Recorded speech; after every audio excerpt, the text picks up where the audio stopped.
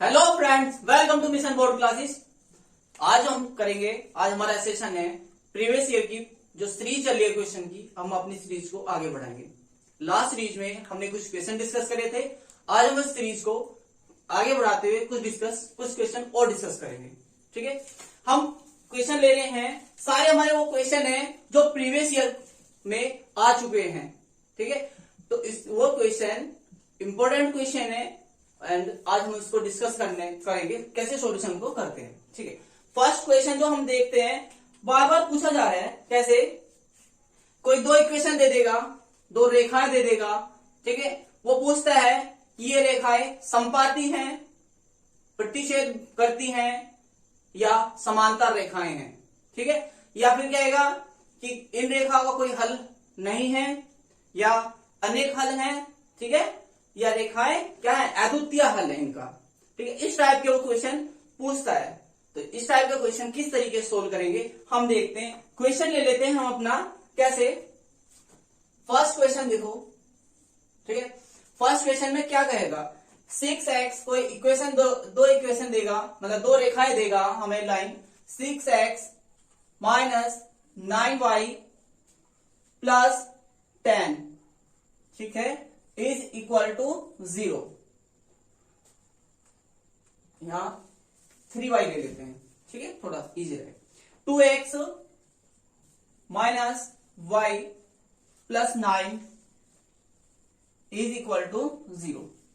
अब ये कहेगा इस तरीके की दो रेखाएं देगा हमेशा।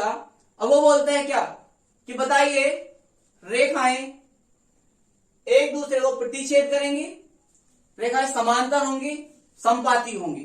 तो ये साथ में क्या बोलेगा, a1/a2 b1/b2 c1/c2 से तुलना भी कीजिए।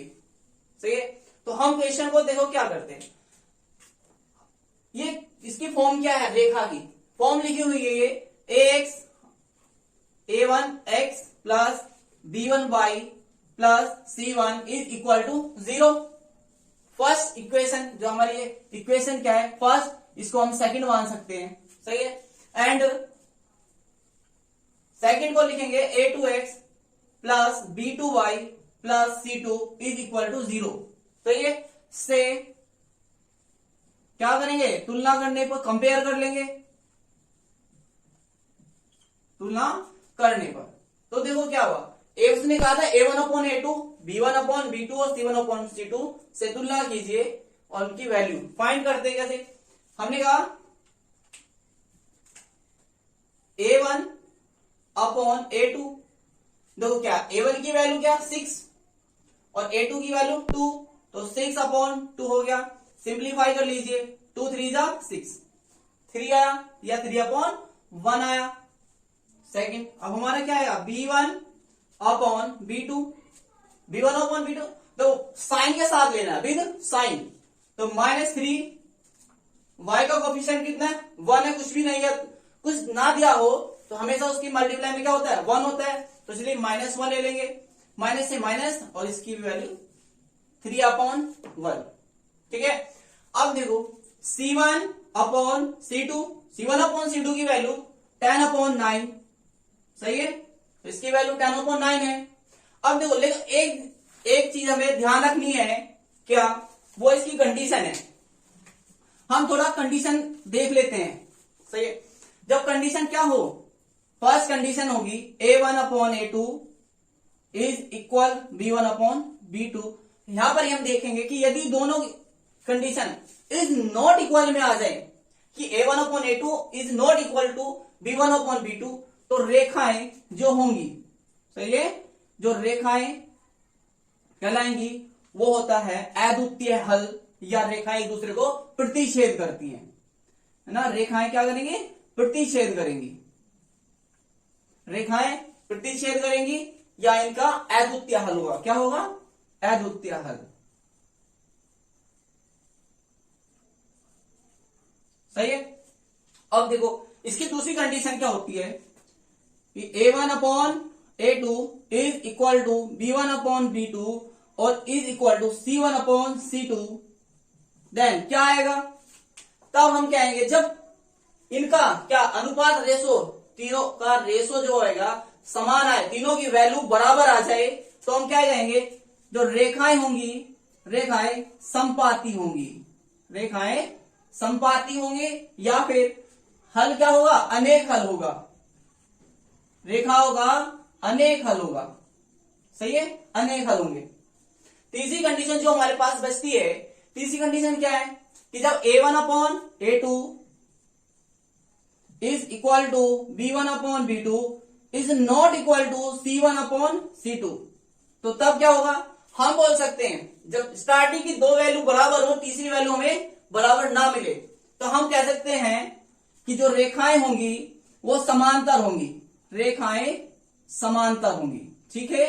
और हल कैसा होगा, इनका कोई हल नहीं होगा, जब स्टार्टिंग की दो कंडीशन सेटिस्फाई कर इक्वल हो, और तीसरी जो C1 अपॉन C2 की वैल्यू होती है वो बराबर ना आए, तो रेखाएं कभी हल नहीं निकलेगा, सही है, तो उनका कोई हल नहीं होगा, लिख सकते हैं कोई हल नहीं होगा,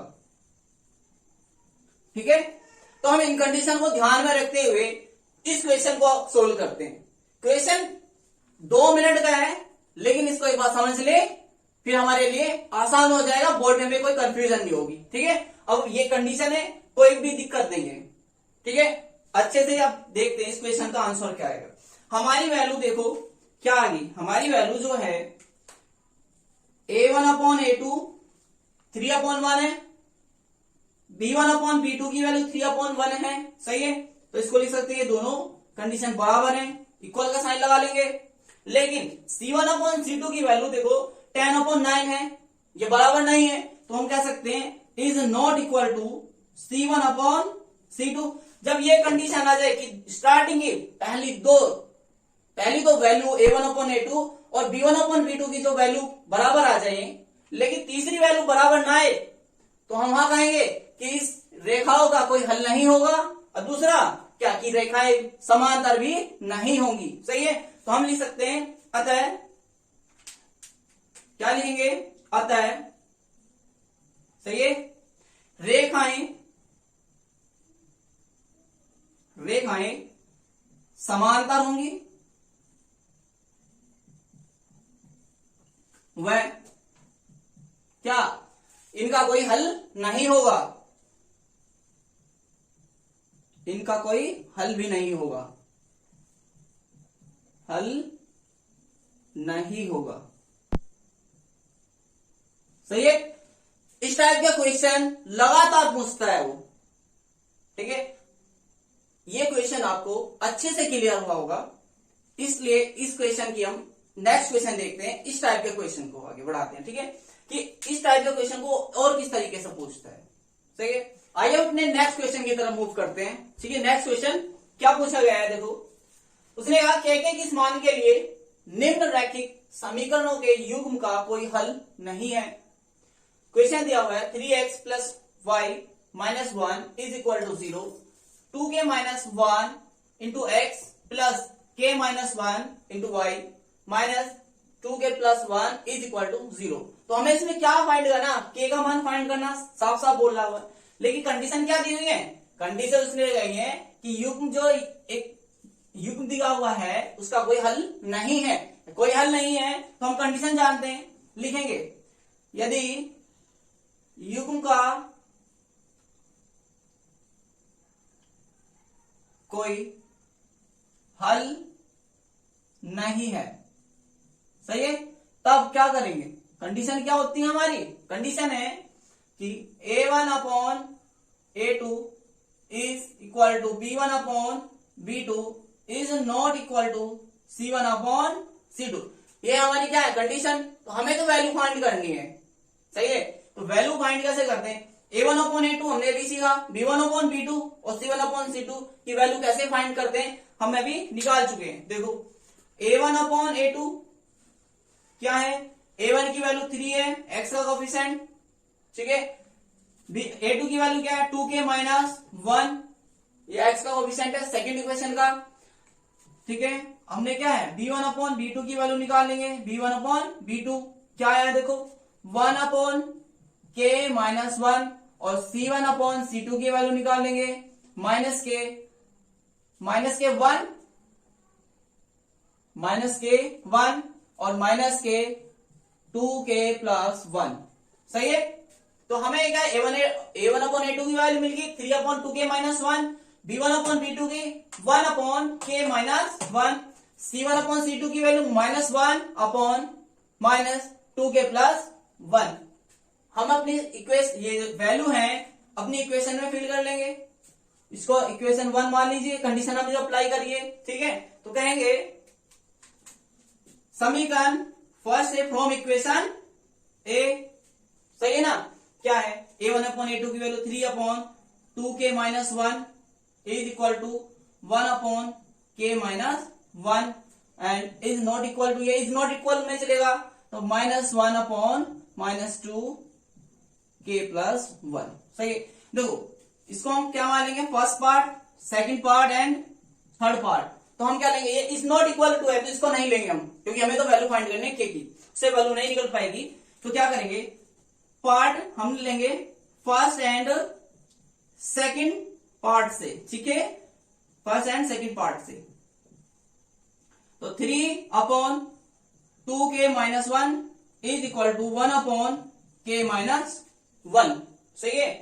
क्रॉस मल्टीप्लाई कर लेंगे, इनकी क्रॉस मल्टीप्लाई करेंगे तो देखो क्या आ जाएगा, 3 की k-1 में होगी मल्टीप्लाई, तो 3 इंटू में k-1 इज इक्वल टू 1 की 2k-1 में, तो 2k-1 रहेगा 1 की। ठीक है, इसको ओपन कर लेंगे ब्रैकेट को, 3k-3 is equal to 2k-1, 2k-1। के की वैल्यू एक तरफ ले जाएंगे और कांस्टेंट वैल्यू को एक तरफ ले जाएंगे, तो 3k माइनस ये प्लस का इधर आ जाएगा, माइनस के हो जाएंगे, 3k - 2k, इधर ये माइनस का है तो दूसरी तरफ जाएगा इक्वल से, तो क्या हो जाएगा प्लस का +3, और ये माइनस का है तो माइनस ही रहेगा। तो 3 में से 2 है तो 1k यानी k बचा, और इधर 3 - 1 2। हम इसे क्या कह सकते हैं कि k की वैल्यू क्या था, k की वैल्यू हमें मिली 2। किस कंडीशन पे, जब इन युग्म का, इन रैखिक समीकरण के युग्म का कोई हल नहीं है तो k का मान याद कीजिए। तो हमने k का मान लगा लिया। ठीक है, k का मान 2 आया हमें।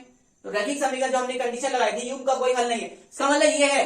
क्वेश्चन में कुछ भी पूछ सकता है कि कोई हल नहीं है, अनेक हल हैं, ठीक है, या अद्वितीय हल है। वो कंडीशन जब भी देगा उसी कंडीशन को अप्लाई करेंगे, जैसे मैंने अप्लाई करी है कोई हल नहीं वाली कंडीशन।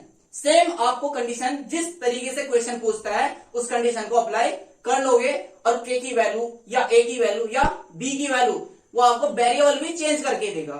तो इस तरीके का क्वेश्चन आप आसानी से कर पाओगे। उम्मीद है आपको ये क्वेश्चन समझ में आ गया होगा। अब हम चलते हैं अपने नेक्स्ट क्वेश्चन की तरफ। तो क्वेश्चन हमारा क्या है, द्विघात समीकरण के मूलों की प्रकृति ज्ञात कीजिए। ठीक है, एक द्विघात समीकरण दी होगी, वो कहेगा उसके मूलों की प्रकृति कैसी होगी। ठीक है, एक स्टेप और आगे बढ़ सकता है, वो पूछ सकता है साथ में कि उसके मूल भी ज्ञात कीजिए। यदि मूलों का अस्तित्व हो तो हमें दो चीज क्या करना है, पहले हमें निकालना है इसके मूलों की प्रकृति कैसे होती है, मूलों की प्रकृति में पता कैसे चलती है, कंडीशन क्या होती है। सही है, तो हम कंडीशन पे देखते हैं हमारी कंडीशन क्या है मूलों की प्रकृति के लिए। हम पहले कंडीशन देख लेते हैं। ठीक है, क्या होती है, देखो इसको बोलते हैं क्या, डी। ठीक है, डी क्या बोलते हैं, विविध कर होता है हमारा। ठीक है, विविध कर, विविध कर हिंदी में भी आ जाता है कई बार। ठीक है, तो इसकी वैल्यू क्या होती है, डी की वैल्यू क्या होती है, डी इज इक्वल टू होता है b² - k4ac। सही है, यदि हम वैल्यू की पता करते हैं क्या, यदि d की वैल्यू, ठीक है, इज इक्वल टू 0 आ जाए, d की वैल्यू 0 आ जाए तो क्या कंडीशन होगी, हम बोलेंगे मूल क्या होंगे, हमेशा मूल होंगे बराबर, समान होंगे मूल। ठीक है, मूल होंगे बराबर, यानी मूलों की प्रकृति कैसी होगी हमारी, इक्वल होगी, बराबर होगी, है ना। अब दूसरी कंडीशन की तरफ चलते हैं कि d की वैल्यू, यदि d की वैल्यू क्या होगी, इज इक्वल टू, है ना, सॉरी, d की वैल्यू इज ग्रेटर देन 0।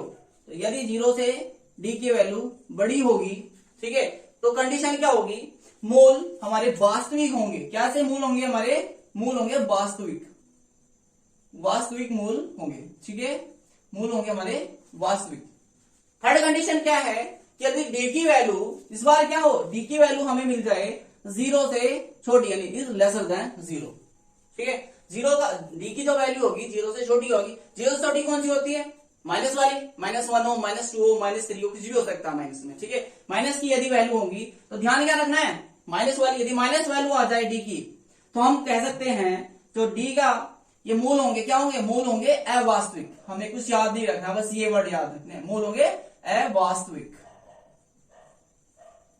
समझ गए होंगे। तो डी की वैल्यू यदि 0 होगी तो मूल समान होंगे, डी की वैल्यू 0 से बड़ी होगी तो मूल वास्तविक होंगे, और डी की वैल्यू यदि 0 से छोटी होगी तो मूल अवास्तविक होंगे। ये इसकी 3 कंडीशन है। हम कंडीशन देखते हैं, ठीक है। कंडीशन क्या है, आप देखो, उसने कहा मूलों की प्रकृति ज्ञात कीजिए। तो मूलों की प्रकृति के लिए हमें क्या है, इसकी कंडीशन, हम इस इक्वेशन की कंपेयर कर लेंगे। सबसे पहले किससे कंपेयर करते हैं, ax² plus bx plus c is equal to 0 से क्या करेंगे, तुलना करने पर, तुलना करने पर, सही है। हमने तुलना करी, कंपेयर करी, तो ए की वैल्यू कितना आई हमें, ए की वैल्यू जो हमें मिलेगी, ए की वैल्यू मिलेगी हमें 3, और बी की वैल्यू जो मिलेगी हमें कितना, -4√3, एंड सी की वैल्यू मिलेगी हमारा +4, सही है। तो ये वैल्यू आ गई हमारे पास।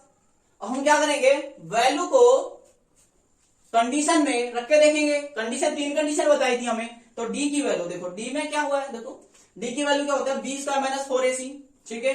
तो b² - 4ac, हमें डी की वैल्यू निकालनी, तो b² - 4ac निकाल के देखेंगे। ये किसका होता है, d इज इक्वल टू, सही है।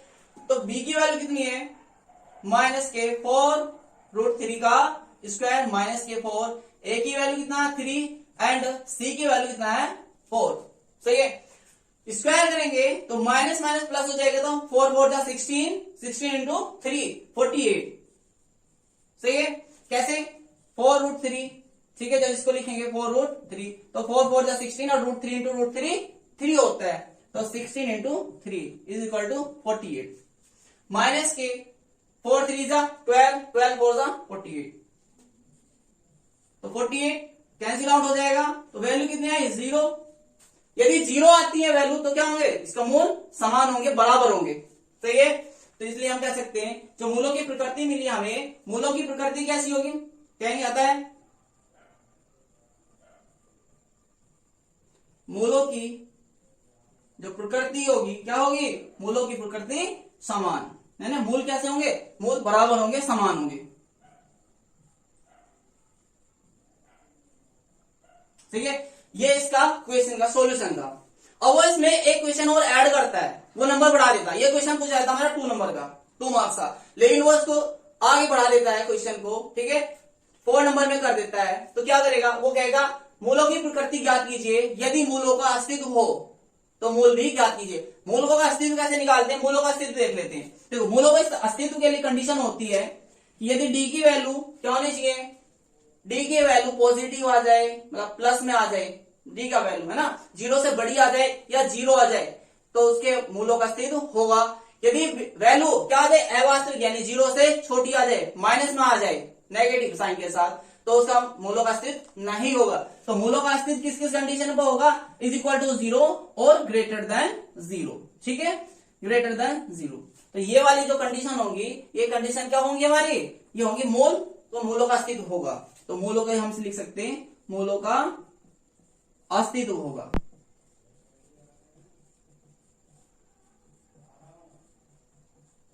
ठीक है, मूलों का अस्तित्व होगा। तो हम इस क्वेश्चन को रब कर लेते हैं। अब इसका सॉल्यूशन करते हैं। सॉल्यूशन कैसे करेंगे देखते हैं अभी, है ना।